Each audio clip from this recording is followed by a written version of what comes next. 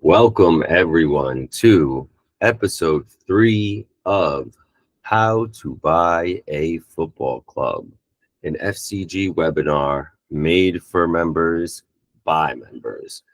Really excited to get into this third episode of the webinar with you guys. And so let's get started. Looking at today's agenda now, we've got why are so many clubs for sale as the main topic. It's a question that we've been asked a lot. We asked ourselves this question in the beginning a bunch. When we were asking, would there even be a club available for sale in the price range that we're looking for? How do we know all of those things, right? And in some previous episodes, we covered how we're looking for clubs. So now we're going to look for why, when you saw all of those clubs that we were showing you are for sale, why they are for sale, and why they're even in 6 months from now, there will also be still so many clubs for sale. So let's get right into it. Lots of sellers and lots of buyers, but why? Football clubs are not just sports teams. They're institutions with a profound impact on communities and economies. So if you're watching this webinar, we don't need to explain to you why anyone would want to own a football club. However, the allure of owning such entities comes with its fair share of challenges, leading to frequent changes in ownership. Today, we're going to unravel the layers behind what drives such frequency in club sales, touching on aspects from financial pressures to the allure of global opportunity. Our goal is to provide all members with a basic understanding of this phenomenon, setting the stage for a deeper exploration in later episodes. So the first factor, financial pressures that are leading to sales. The cornerstone of many club sale decisions lies in financial pressures. Operating a football club involves massive outlays for player wages, which often represent the lion's share of the expenses. Additionally, clubs must manage costs related to maintaining facilities, staff salaries, and youth development programs. Revenue streams like ticket sales, merchandise, and broadcast rights are heavily performance dependent, introducing volatility. Economic downturns can exacerbate these challenges, drying up sponsorship deals and reducing fan spending.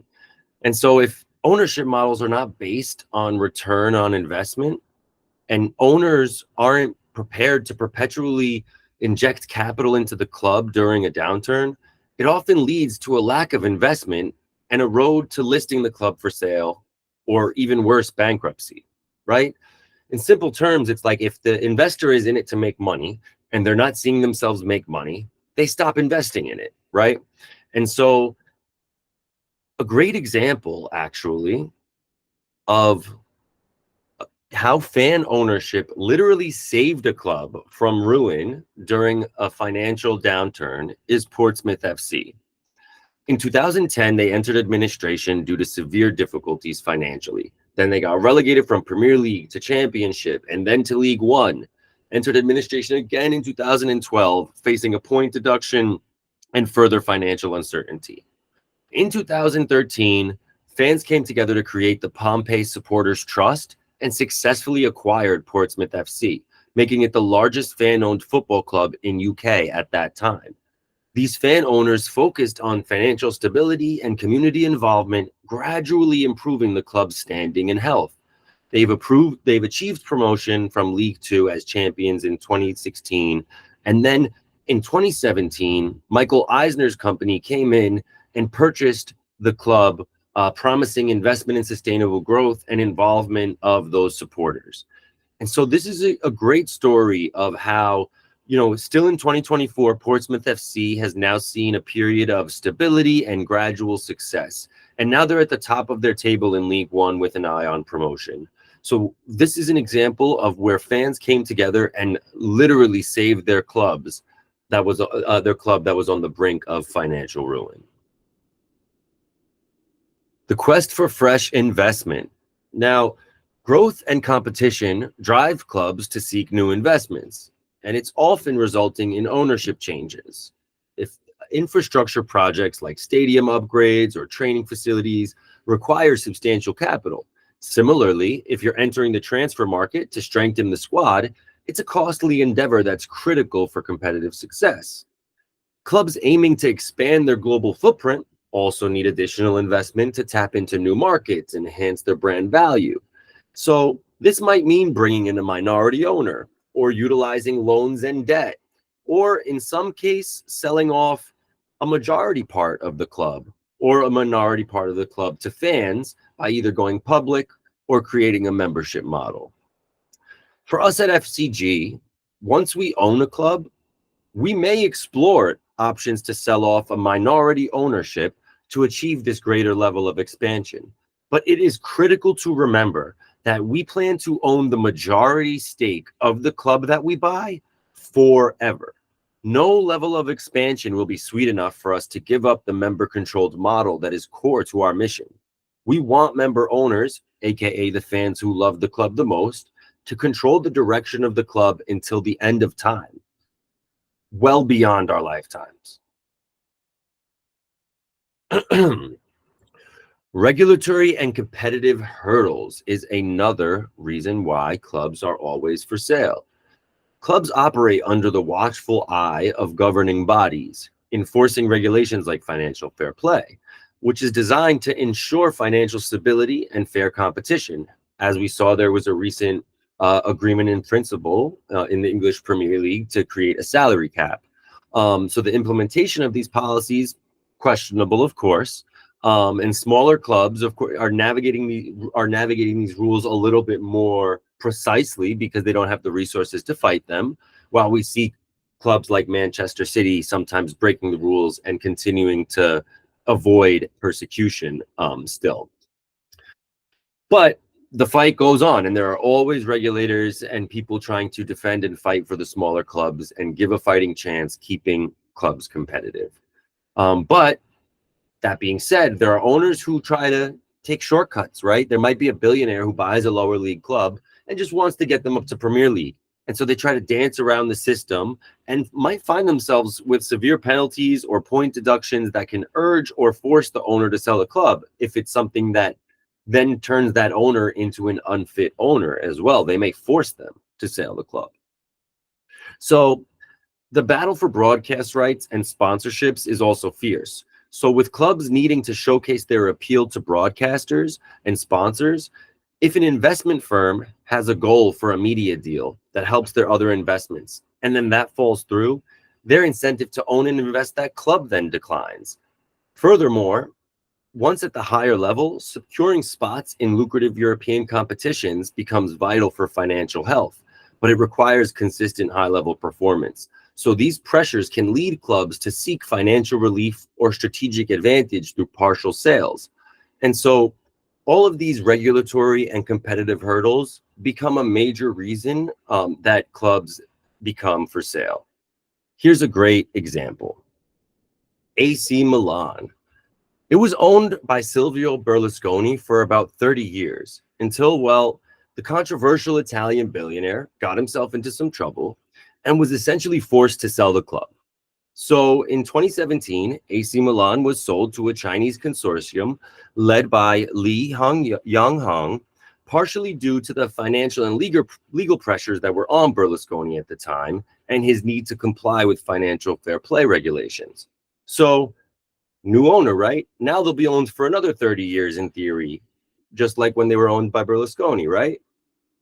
No, because in the next year, 2018, ownership changed hands again when the US hedge fund Elliott Management took control of the club.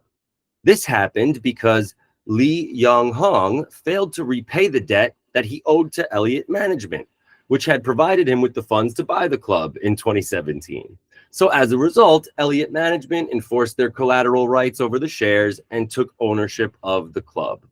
So we're talking about a billionaire who bought the club without his own money in the first place, didn't pay back the loan, and so now this hedge fund owns the club that they didn't want to own in the first place.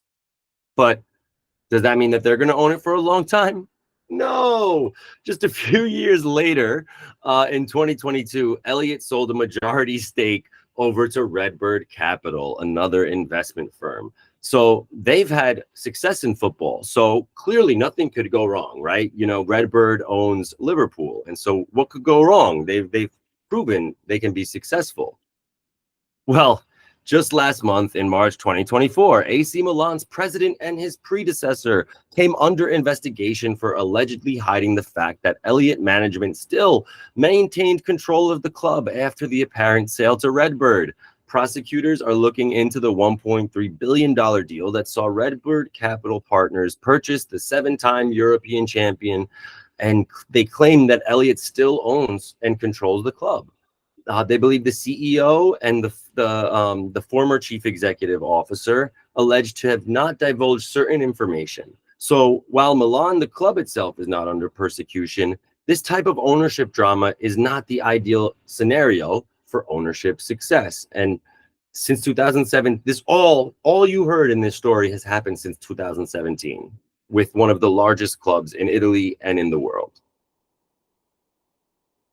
So now, what's another reason why clubs may also be for sale often? This billionaire ownership and ownership structure and succession challenges often can influence club stability. There's diverse club models, right? Ranging from member-owned clubs like ours to oligarch-owned, and all of them have their own challenges, right? Including strategic alignment and succession planning. But family-owned clubs in particular face succession dilemmas, with generational transitions posing risks to club continuity. Many of you have seen shows like Succession or Game of Thrones, and just add a football club into the mix now.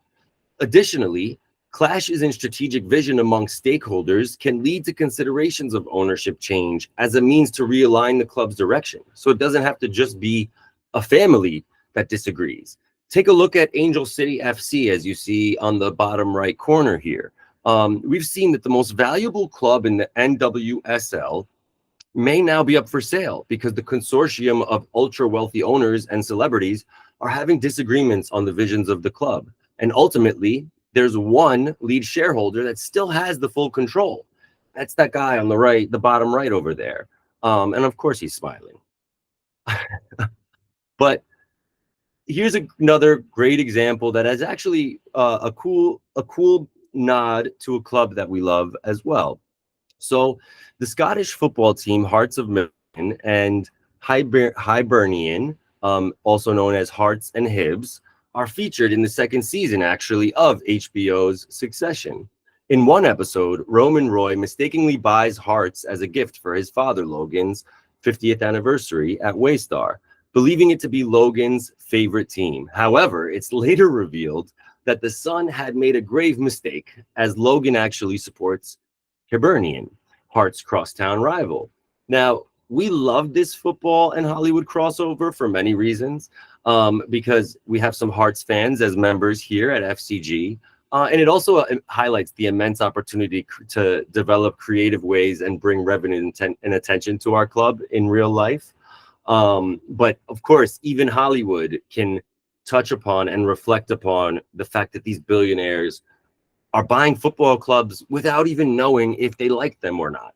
And that's a perfect example of how ridiculous it's been and become in the state of ownership in football. Our second to last reason we're going to cover today is that the globalization's impact on club sales. The global appeal of football has opened the doors to international investors, drawn by the sport's worldwide fan base and commercial potential. Clubs with rich histories and strong brands are particularly attractive, offering investors a platform for global marketing and ventures. Sometimes a club owner won't even be looking to sell their club, but they're going to receive an offer that's just too attractive for an investment-focused owner to pass up. So that means a club is going to get flipped even if it wasn't even for sale at that time. And that means that that club is flipping hands, and the fate of that club is now in that new investor's hands. So we'll continue to explore the impact of globalization on club sales and highlight how foreign investment has reshaped clubs' fortunes and strategies, sometimes for the better and sometimes for the worse. We at FCG are trying to reshape what an international investor looks like. More specifically, as a US based organization, we want to help reverse the reputation that American club owners who know almost nothing about the game and are only in it for the dollars have created. The globalization of the game is not something that's going to be stopped, right? And so we believe that the member owned model is the best way to still ensure that clubs maintain core community values of our beautiful game.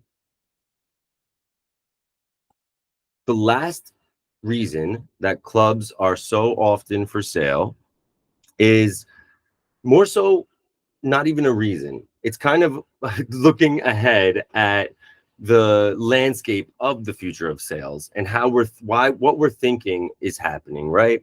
So in wrapping up, the landscape of football club ownership sales is dynamic. It's driven by a mix of financial, strategic, and regulatory factors.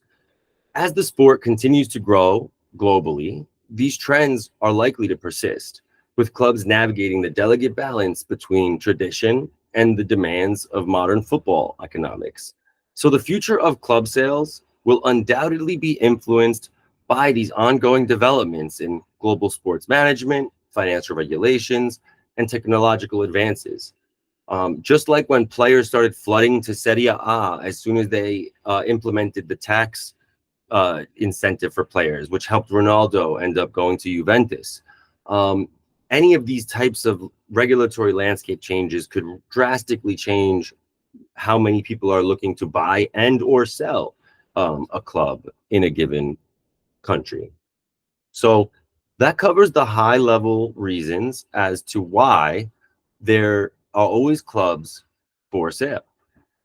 And we're going to look at the future a little bit more and take a look at where we're currently heading. So a quick little celebration here that we reached our $10,000 milestone in fundraising, which we know is even harder in our world because of the fact that we can only accept $100 at a time plus merchandise sales.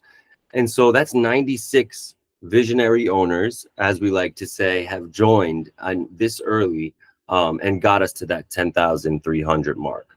So really excited for what's coming up and reaching that 100 member milestone. And next session, we're going to dive into how club valuation is calculated and give an intro into the due diligence process that takes place before an agreement is reached with a desired club. So thank you all for joining today's How to Buy a Club webinar, an exciting and hopefully insightful benefit that we at FCG will continue to provide for members and hopefully all learn together how to be the best owners that we can be. So it is now time for QA, and I will stop the recording. Thanks all for watching, for those of you who are watching later on.